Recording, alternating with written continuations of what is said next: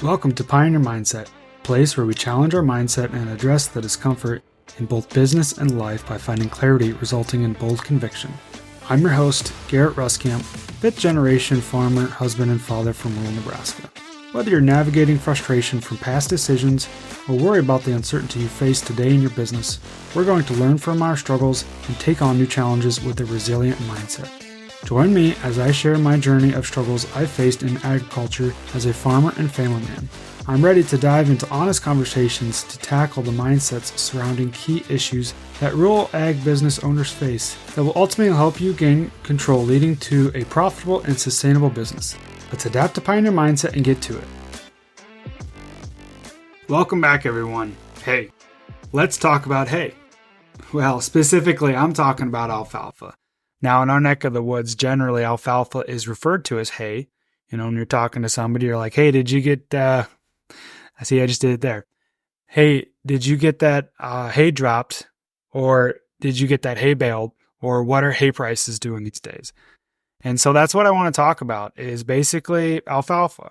And where this is coming from for me is recently, we just got our first cutting alfalfa put up and baled and got that all kind of done and behind us. And I was just kind of thinking about the alfalfa prices and kind of where they're at. And it got me to thinking about, how do we make our decisions throughout our operation? And so whether you have hay or alfalfa as a crop, whether that's something that's within your operation, this could also tie back to any other crop. How you just make your decisions on maybe a crop by crop basis. Or maybe you're strictly on the cattle side of things. How do you make your decisions on the cattle side of basis? Basically, I'm going to give an example here. I'm going to be talking about alfalfa and hay, but I'm also going to I think this can tie back to anything we do within our business and how we make the decisions kind of on what are we doing, where are we trying to make our money. And in this specific instance, I'm talking about a crop for us, which is alfalfa. Now we raise corn, soybeans, alfalfa, and then some small grains. But alfalfa is a pretty big part of our operation and definitely takes up a good majority of our time in summer. We try to put up 4 cuttings of alfalfa every year. Now this year specifically, we have about 142 acres of alfalfa, which is more than we've ever had. And alfalfa for us is something that we always felt like was pretty profitable. Now we've always had alfalfa within our rotation to some extent. A good portion of that reason was because we've always had cows. So typically I feel like a lot of operations usually had, maybe 40 acres of alfalfa or maybe at 80 acres of alfalfa just because you had cows. So you had to raise the alfalfa so you could feed the cows, feed the cattle, and then sell those. Well, for most, it actually turned, I think, alfalfa has turned into more of a cash crop. At least that's the case for us. And we end up actually selling our cows. So we, the last couple of years, we've actually sold the majority of our alfalfa. Well, this year, obviously with their cows and cattle gone, unless we start custom feeding something, we're going to be selling most of our alfalfa. And even in the custom yard, if you're custom feeding cattle or whatever, you're still technically selling your alfalfa. You need to be making your decisions kind of on basically a crop by crop basis onto what's it going to be like if I actually sell this or what's our opportunity cost. And we'll get into that. But before I talk about that, I just want to explain a little bit of the background as to why alfalfa has been a big part of our operation. And just a real quick side note, I was thinking about this spring, as we're in the field planting corn, soybeans, as we're literally cutting the alfalfa and trying to get it baled, picking the bales up. For me, when I think back to my childhood growing up, you think about the memories that come to mind when you think of your childhood. Do you think about, was it planting corn or soybeans, or do you think about harvesting? Well, probably to some extent. I mean, I'd say I've got some pretty good memories of harvest, definitely. But I'd say for me, majority of my memories are actually coming from alfalfa or putting up hay, because I think that was one of those crops to where my dad allowed me to actually take part in earlier. I didn't necessarily get into the planting tractor that early, and I definitely didn't get into the sprayer until later.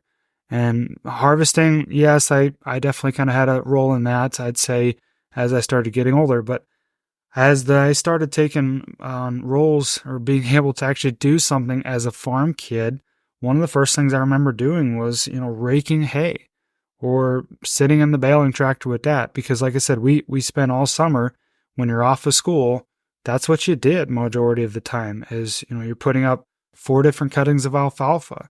And so you're always out there either cutting, raking, baling, picking up the bales. That was another thing that I loved doing, was picking up bales. And I still love doing that today. And so it's just funny when you think back as to what your memories were as a childhood, on the farm. What are some things that come to mind? And for me, I'd say alfalfa, putting up hay, was a big part of that. So I just wanted to kind of a quick side note there as we dive into this. And so like I said, I do think as I talk about this is something that could relate to any crop or even on the livestock side of things.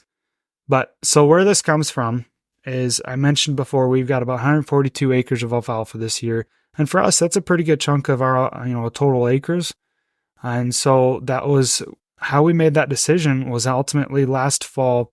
We've got 3 fields right now. We've got a 60 acre field, a 44 acre field, and a 40 acre field. And so how I made this decision is that the bigger field, the 60 acre field, has actually been in for a long time. Typically with alfalfa, you want to leave it in 4 or 5, maybe 6 years at most, and you want to pull that out just because it kind of doesn't produce as much. The yield starts dropping off. Well, with this bigger field, it's actually been in for quite a long time. I think this year's for sure 6, if not even 7 years that it's been in.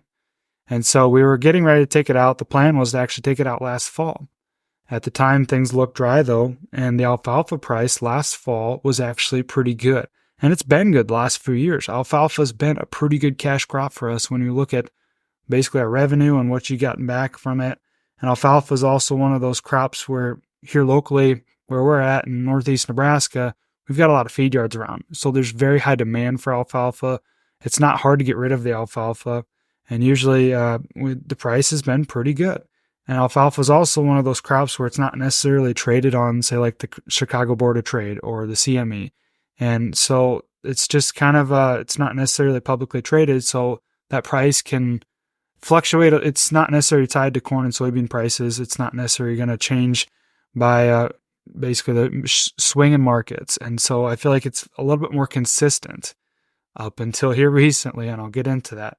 But as we made our decisions, as I was looking at my basically my break even, my projections, I usually try to do those kind of around the end of summer, when I'm starting to plan for the next year's crop. So in 2023, I usually try to do it somewhere around that August timeframe as we start to prepay expenses, try to figure out what our next cropping rotations are going to be, different things like that for 2024.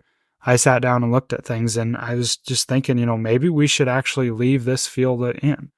We kind of made some changes to our crop plan, and we decided to leave this field of alfalfa in for one more year.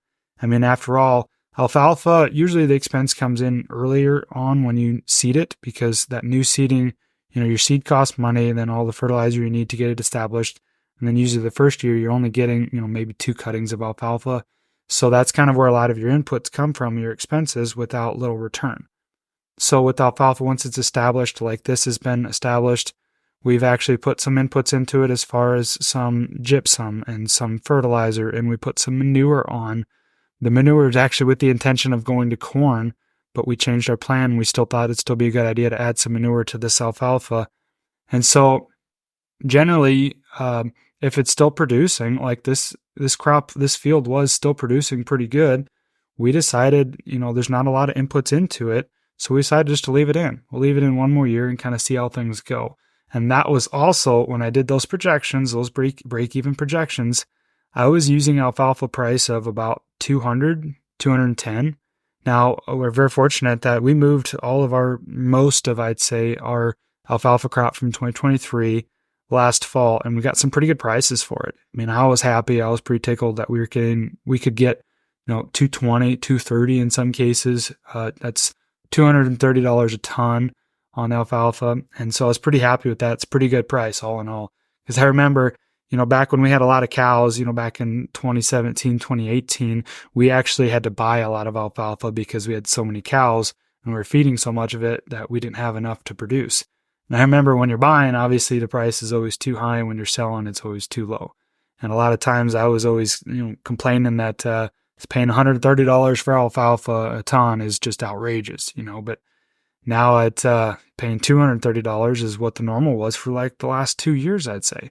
That was pretty normal. Even the year prior to that, probably 2021, I mean, we're still probably getting $150, $180 a ton, which is historically pretty good, I'd say.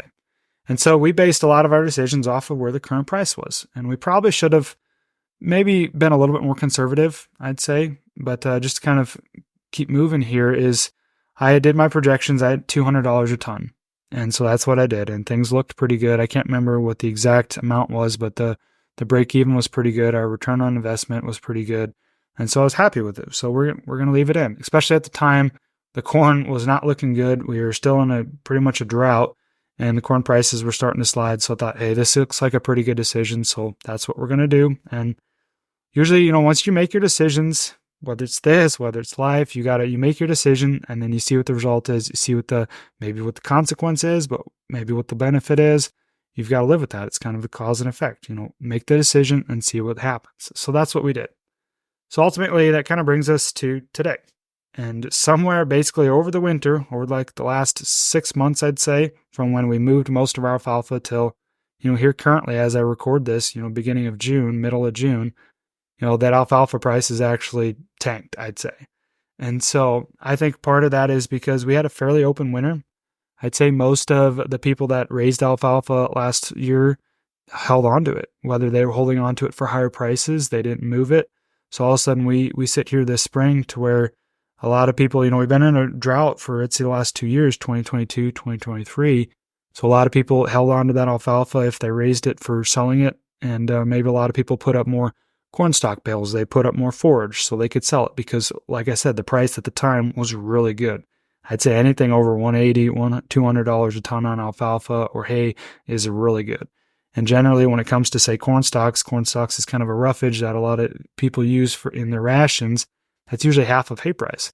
So if you got $200 a ton alfalfa, you can usually have at least $100, $125 a ton of your wheat straw or your corn stalks. So a lot of people baled corn stalks. And so I just feel like our supply just got flooded all of a sudden this spring. Okay, we've got good moisture. We're going to get our good first cutting. Let's maybe think about seeing what the hay price is so we can at least get some of this sold to be moved even later in the year. A lot of times we try to do that just to kind of get some spoken for, get some sold. It's kind of the same way with corn. It's somewhat to a forward contract or a cash sale or hedge to arrive, as some may call that. So I was trying to maybe do that here recently. We got our first cutting done. Called around and I called, some feed yards, some guys that we've sold to in the past. And the thing is, most people are just flat out of the market. They're just not even in the market because they've got so much supply on hand. And so if they are in the market, the price that I got here recently was $110 to $120 a ton. And like I said, that's half of what it was. So here's what I'm thinking. As I'm putting up this alfalfa crop, which it was a very good first cutting, I'll get into that. But here's what I'm thinking. I'm thinking in my head, man, we made this decision. I could have had corn in there in this field instead of alfalfa. I could have had a pretty good overall corn. The break-evens have come up. We've had some bump in the rally. We've got some pretty good opportunities or yield potential, I'd say, so far. And, we could have insured that crop at a pretty decent level as well. But I'd say, I made my decision to keep the alfalfa in. And so now in my head, I've got these stories going on. And that's what I want to address next is these stories that start coming in as you go throughout the year and as things change, as you see the decisions that you made, how they play out. And so that's what we're dealing with here. So I'm thinking, oh, geez, we've got this alfalfa price is tanked. This is a pretty good revenue source for us that we rely on. And this alfalfa price is tanked. What's it going to be even when I try to sell it? We're talking about 110 now, but nobody's buying. So what does that make that price? I don't know. And so I've got all these stories going through my mind and I'm trying to figure out what I'm going to do.